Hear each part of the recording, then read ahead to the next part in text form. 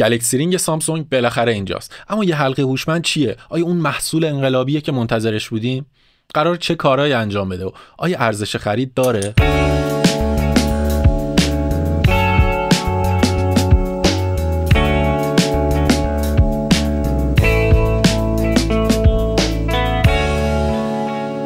سلام، من علی ارغوانم. به یه بررسی دیگه از فارنت خوش اومدید. توی این ویدیو میخوایم ببینیم که اصلا یه حلقه هوشمند مثل گلکسی رینگ برای انجام چه کارهایی طراحی شده، با چه دقت و کیفیتی میتونه این کارها رو انجام بده، آیا ارزش خرید داره و مهمتر از همه برای چه افرادی مناسبه.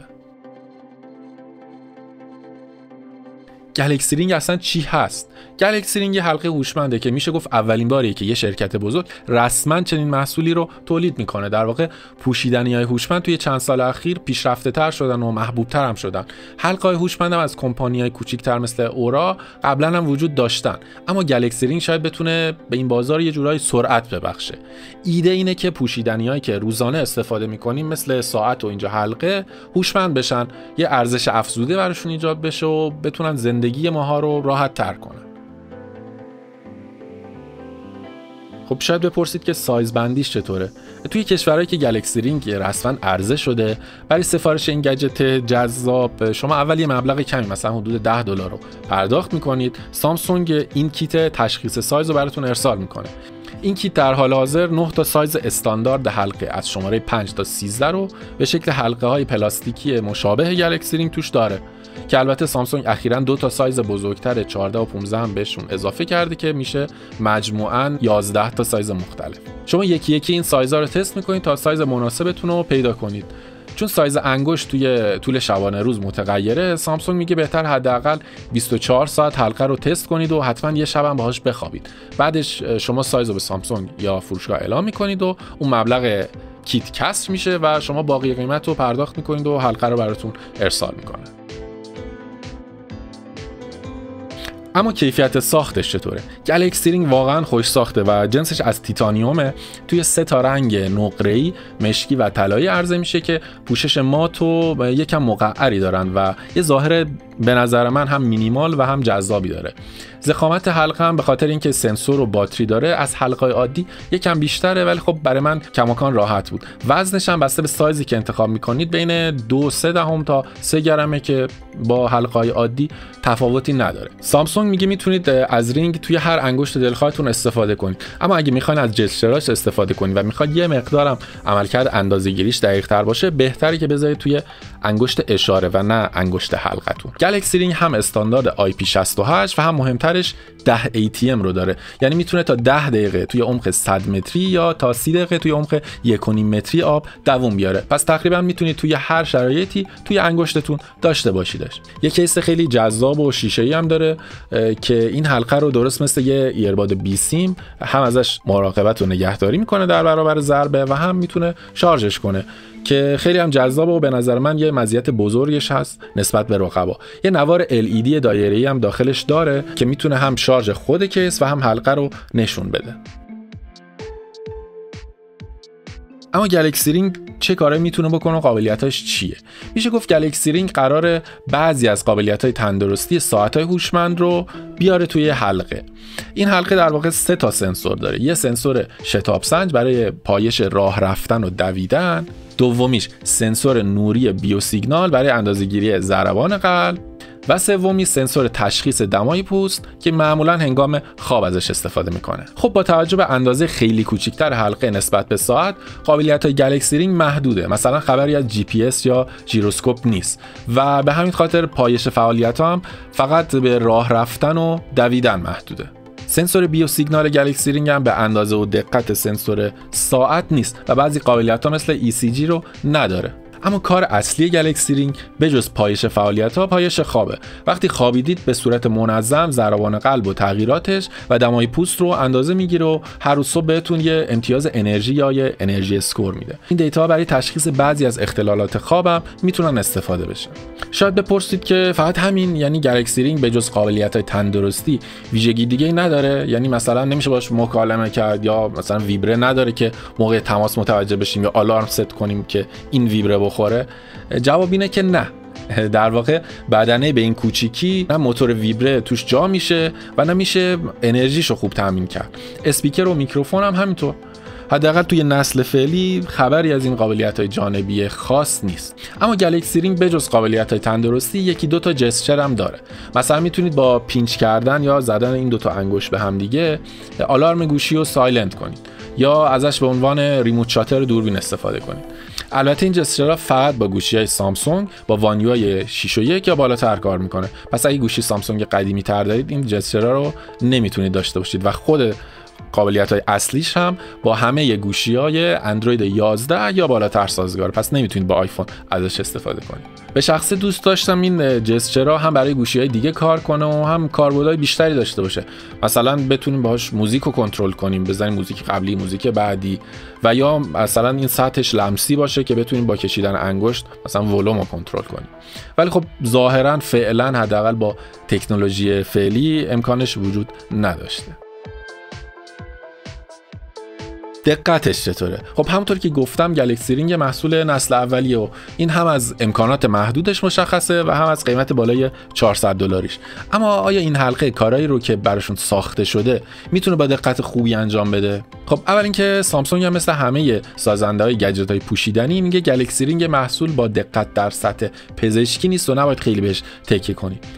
با این حال وقتی قیمت $400 داره باید حداقل یه دقت نسبی داشته باشه.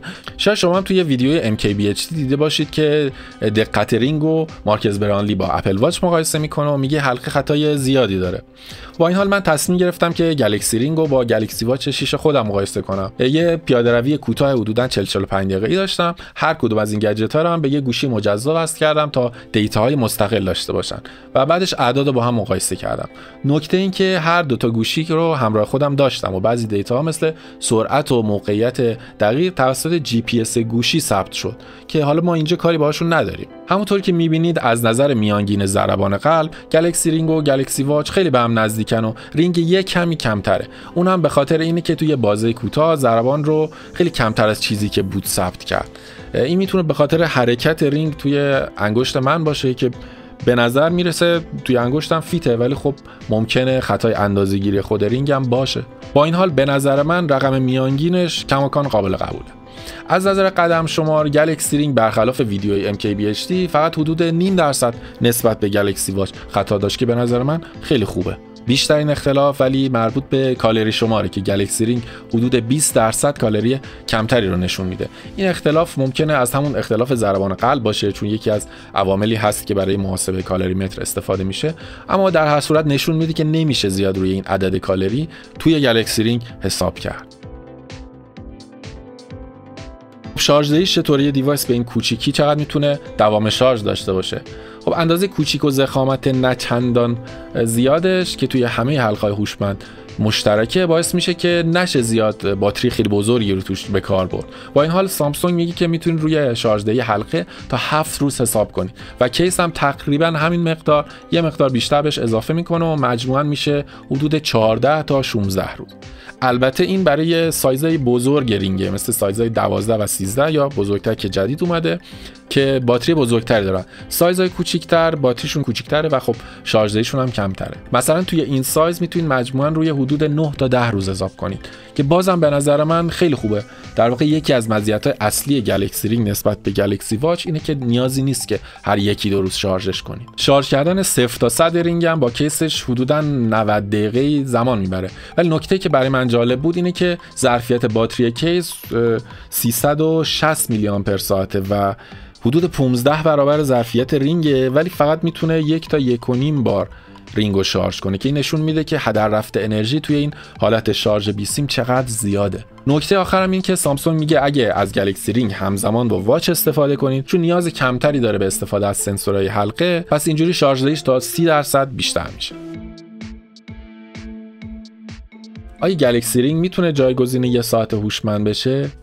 نه، در واقع گلکسی رینگ رو میشه یه مکمل برای گلکسی واچ دونه. اول اینکه با استفاده همزمان این دوتا هم دیتایی که ثبت میشه دقیق تره و هم شارژ دهی رینگ بیشتر میشه. نکته دوم این که گاهی وقتا فقط از یکیشون میشه استفاده کرد. بذارید مثال بزنم. مثلا خیلی از آدما موقع خواب دوست ندارن یه ساعت بزرگ روی مچشون داشته باشه و ساعت رو در میارن و میذارن گوشه. اینجوری دیگه اون مزیت پایش خواب گجت هوشمند پوشیدنیتون عملاً حذف میشه. پایش خواب یکی از قابلیت‌های اصلیه که از دیتا و اختلالات خواب میشه خیلی استفاده‌های مفید و پزشکی کرد. توی این شرایط گلکسی رینگ که خیلی کوچیک و سبک و راحت تره، مزاحمت خیلی کمتری داره و میتونید گلکسی رینگ رو همیشه روی انگشتتون داشته باشید و موقع خواب اطلاعاتی مثل دمای پوست و ضربان قلب و راحت براتون پایش کنه بدون که مزاحمتی براتون ایجاد کرده باشه. یا مثلا برعکسش بعضی مواقع هم هست که نمیشه از رینگ استفاده کرد ولی میشه از واچ استفاده کرد. مثلا توی ورزشایی که با دست زیاد کار میشه مثل هندبال یا بسکتبال، حلقه میتونه مزاحم باشه. یا اصلا سامسونگ توصیه کرده موقع اکثر ورزش‌های بدنسازی مثل وزنه زدن حلقه رو در بیارید که باعث ناراحتی نشه. توی این شرایط گلکسی واچ رو میتونید استفاده کنید، هم خودش میتونه فعالیت‌ها رو خیلی بهتر و دقیق‌تر پایش کنه و هم مزاحمتی براتون نداشته باشه. پس اینجوریه که گلکسی واچ و گلکسی رینگ به نظر من مکمل هم دیگه هستن. و اما برسیم به قیمت و ارزش خرید. گلکسی رینگ محصول نسل اولی و اصطلاحاً کاتینگ اج محسوب میشه. قیمت $400 رینگ هم احتمالاً اکثر مردم رو از خریدش منصرف میکنه. اما این محصولی نیست که برای اکثر مردم طراحی شده باشه. در واقع میشه گفت گلکسی رینگ حداقل توی نسل اولش یه محصول لاکچری از اکوسیستم گلکسی سامسونگه که ارزش افزوده برای کاربراش ایجاد میکنه. بله، شما میتونید گلکسی واچ رو با قابلیت‌های خیلی بیشتر و قیمت خیلی کمتر تهیه کنید، اما ارزش خرید رو نباید بین دو تا دسته کاملا متفاوت از گجت‌ها مقایسه کرد. جا دادن همین 3 تا سنسور و یه باتری توی ابعاد به این کوچیکی واقعا هم کار سختیه و هم کار گرونیه. یه مزیت بزرگ گلکسی رینگ اینه که برخلاف رقباش هزینه اشتراک ماهیانه برای دسترسی به دیتا و تحلیل‌های هوش مصنوعیش نداره و هرچی هم بگذره با پیشرفت گلکسی ای میتونه دیتاهای بهتری هم در اختیارتون بذاره. پس شما یه بار هزینه رو پرداخت میکنید و دیگه نیاز نیست ماهانه به سامسونگ پول بدید. نکته دیگه این که یه محصول نسل اولی معمولاً گرونتر از انتظار ماست. ولی چرا؟ چون با اینکه شاید ساخت این حلقه به خودی خود همین یه دونه حلقه خیلی هزینه زیادی برای سامسونگ نداشته باشه، ولی میلیون‌ها دلاری که هزینه آرندی یا همون تحقیق و توسعه چند ساله شده به هر حال روی قیمت تمام شده و قیمت مصرف کننده این رینگ هم اضافه میشه. حرکت روی لبه فناوری هزینه داره و اگه میخواین جدیدترینا و پیشرفته ترینا رو داشته باشید باید آماده باشید که سر کیسه رو شل کنید. به نظر من مجموعاً گلکسی رینگ برای محصول نسل اولی قابل قبوله. به جز قیمت بالاش ضعف بزرگی نداره. با این حال امیدوارم توی نسل‌های آینده قیمتش پایین‌تر بیاد، امکانات مفیدتری بهش اضافه بشه، دقتش هم یکم بهتر بشه. خصوصا اینکه الان سر و کله حلقه‌های هوشمند ارزون قیمت چینی هم پیدا شده که البته ما هنوز تست نکردیم و نمی‌دونیم چقدر دقیق و مفیدن و بعید نیست اپل هم یه حلقه هوشمند توی آینده نزدیک به اکوسیستمش اضافه کنه و می‌دونیم که وقتی اپل محصولی رو عرضه می‌کنه معمولاً سعی می‌کنه کارشو درست انجام بده. نظر شما چیه؟ آیا گلکسی رینگ ارزش خرید داره؟ اصلا جدای از قیمتش آیا برای یه حلقه هوشمند جایی توی زندگی روزمره‌تون وجود داره؟ خوشحال میشم که جواب این سوالا رو توی کامنت ها واسمون بنویسین و کانال رو هم سابسکرایب کنید تا ویدیوهای بعدی رو از دست ندید. تا ویدیوی بعد، خدا نگهدار.